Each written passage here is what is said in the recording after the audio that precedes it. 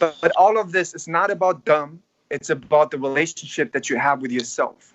Yes. Yes. It's like I understand that, but when I'm in it, when I'm in the relationship, it's like all consuming, feels like.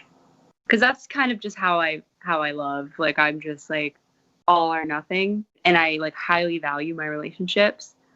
Even with my But friends. do you love yourself all or nothing too?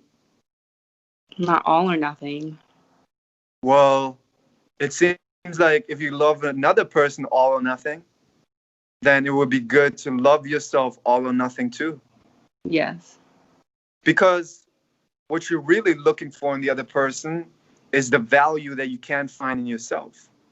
Mm-hmm. And that's why you love all or nothing. There is no all or nothing to, like, if you love, that feeling of love, you don't need nothing back. That feeling of love, if you love all or nothing, then that feeling, you will feel so good, you will not even realize if you get something back or not.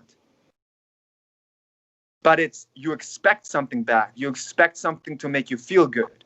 And you expect something to make you feel good from another person because there's something inside of you that doesn't feel good. And you try to fill that void with that love of the other person. And that person made you feel comfortable. That person made you feel more safe than the other person that you felt before when you were younger, when you were 16, where you had an abusive relationship. Mm-hmm. So you built a trigger there that then you needed to heal by another person. Mm-hmm. Well, Lily, let's try to heal it yourself, wouldn't we?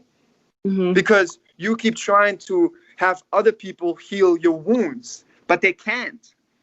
They still have their own wounds. Yeah, I'm just realizing that, like, after this breakup, I'm finally getting there. So what do you... I was about to say, what's your question? Because your face. What do you do if you feel like you are not being treated how you should be? Like, I know you say, like, you won't even realize how they're treating you, but what if you really feel like they aren't matching your energy and like what you're giving? Well, are you treating yourself right? Okay. It's all about you. Life is a mirror. It's a reflection of you. You got that. Is, if you can take anything away from this call, you are autonomous. You are. Are you treating yourself right? Because it doesn't matter if you love a romantic relationship. It doesn't matter if you appreciate a horse, a mountain, you love an animal. That's all a physical feeling, an energy that comes out of your body. Mm-hmm. And it will feel amazing. It will feel good. But the law is that energy will come back. Will come back in some form or the other. But by you limiting how it should come back is stopping that energy flow.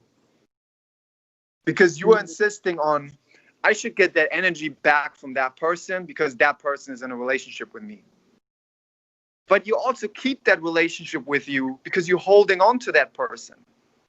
You kept holding on to that person instead of saying, let me just flow my energy out, have so much fun with my life, follow my excitement with no insistence on the outcome, be joyful, and see what the universe is going to give me.